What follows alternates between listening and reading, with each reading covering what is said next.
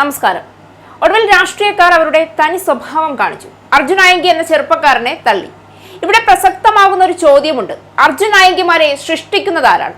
ആർക്കാണ് അതിന്റെ ഉത്തരവാദിത്വം? ചൂണ്ടുന്ന വിരലുകൾ പ്രമുഖർക്ക് നേരെ തന്നെയാണ്. തങ്ങളുടെ സൈബർ പോരാളിയായി അല്ലെങ്കിൽ ചാവേറായി ഉപയോഗിച്ചുകൊണ്ടിരുന്ന ഒരാളെ പാർട്ടി ഒടുവിൽ കൈവിടുമ്പോൾ എന്തുകൊണ്ടാണ് അയാൾക്ക് ഇത്രയും പിന്തുണ കിട്ടുന്നതെന്നും ഇപ്പോഴും പോലീസ് അറസ്റ്റ് ചെയ്യുമ്പോൾ പോലും നെഞ്ചു വിരിച്ചു നിൽക്കുന്നതെന്നും കേരള സമൂഹം വളരെ അതിശയത്തോടെയാണ് ഉറ്റുനോക്കുന്നത്. ഇക്കൂട്ടരെയൊക്കെ വളർത്തിക്കൊണ്ടുവരുന്നത് ഇടതുപക്ഷത്തിന്റെ അക്രമ രാഷ്ട്രീയം തന്നെയല്ലേ എന്ന ചോദ്യമാണ് ഇവിടെ ഉയരുന്നത്, പ്രസക്തമാകുന്നത്. അർജുൻ ആയങ്കി ഒരു തീവ്രവാദിയും അതിഭീകരവാദിയും ഒന്നും ആയിരിക്കില്ല.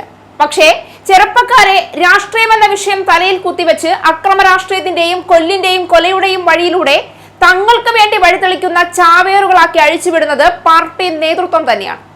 ഇനി നെഞ്ചെടുപ്പാണ്.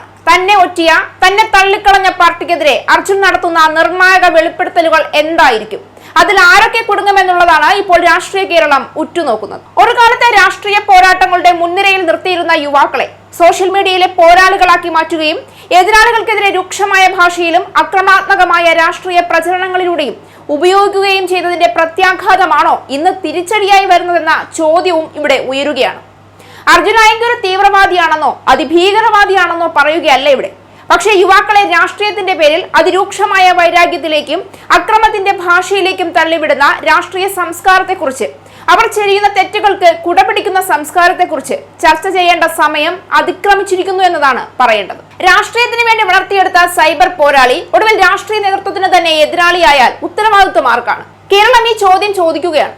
സോഷ്യൽ മീഡിയയെ രാഷ്ട്രീയ ആയുധമാക്കുന്ന കാലത്ത് പാർട്ടി അനുകൂല സൈബർ ഇടപെടലുകൾക്ക് ലഭിക്കുന്ന പ്രോത്സാഹനം എവിടെയാണ് അവസാനിക്കുന്നത്? വ്യക്തിപരമായ ആക്രമണങ്ങളും ഭീഷണിപ്പെടുത്തലുകളും രാഷ്ട്രീയ എതിരാളികളെ അപമാനിക്കലും സാധാരണ രാഷ്ട്രീയ പ്രവർത്തനമായി മാറുമ്പോൾ അതിന്റെ പരിണിത ഫലം എന്തായിരിക്കും? അതാണിപ്പോൾ ചർച്ച ചെയ്യപ്പെടേണ്ടത്.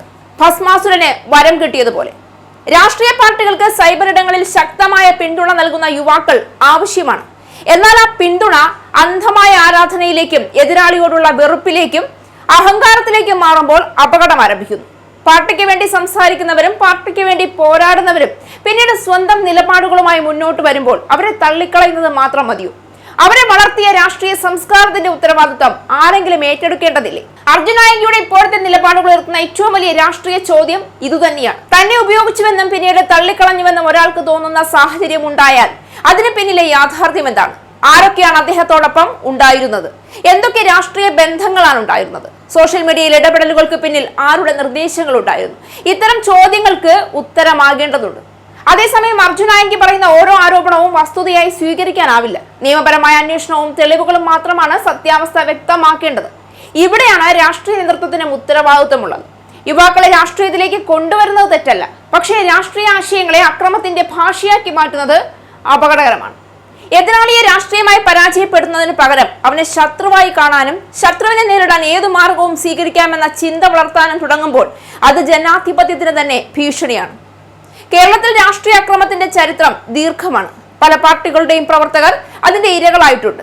അതുകൊണ്ട് തന്നെ ഏതെങ്കിലും ഒരു പാർട്ടിയെ മാത്രം ലക്ഷ്യമിട്ട് വിഷയം അവസാനിപ്പിക്കുന്നതിന് പകരം യുവാക്കളെ രാഷ്ട്രീയത്തിന്റെ പേരിൽ അക്രമത്തിലേക്ക് തള്ളിവിടുന്ന സംസ്കാരത്തിനെതിരാണ് സമൂഹം ശക്തമായി പ്രതികരിക്കേണ്ടത്. അർജുൻ ആയങ്കി വിഷയവും അതുകൊണ്ട് തന്നെ ഒരു വ്യക്തിയുടെ കഥ മാത്രമല്ല. പാർട്ടി രാഷ്ട്രീയവും സൈബർ രാഷ്ട്രീയവും യുവാക്കളുടെ രാഷ്ട്രീയ ഇടപെടലുകളും എങ്ങോട്ടാണ് പോകുന്നത്, അല്ലെങ്കിൽ അവരെ എങ്ങോട്ടാണ് കൊണ്ടുപോകുന്നത് എന്നതിന്റെ ഒരു മുന്നറിയിപ്പായി ഇതിനെ കാണേണ്ടതുണ്ട്. ഇനി രാഷ്ട്രീയ കേരളം ഉറ്റുനോക്കുന്നത് മറ്റൊരു പ്രധാന കാര്യമാണ്. തന്നെ കൈവിട്ടുവെന്ന് ആരോപിക്കുന്ന രാഷ്ട്രീയ നേതൃത്വത്തിനെതിരെ അർജുൻ ആയങ്കി എന്ത് വെളിപ്പെടുത്തൽ നടത്തും? ആരൊക്കെ അതിൽ ഉൾപ്പെടും? സോഷ്യൽ മീഡിയയിലെ പോരാട്ടങ്ങൾക്ക് പിന്നിലെ യഥാർത്ഥ രാഷ്ട്രീയ ബന്ധങ്ങൾ എന്തായിരുന്നു? ആരോപണങ്ങൾക്കപ്പുറം അന്വേഷണത്തിൽ എന്താണ് പുറത്തു വരുന്നത്? ചോദ്യങ്ങൾ അനവധി, ഉത്തരങ്ങൾ പുറത്തു വരേണ്ടതുണ്ട്. അർജുൻ ആയങ്കി ഇപ്പോൾ ഒരു രാഷ്ട്രീയ ചോദ്യചിഹ്നമാണ്.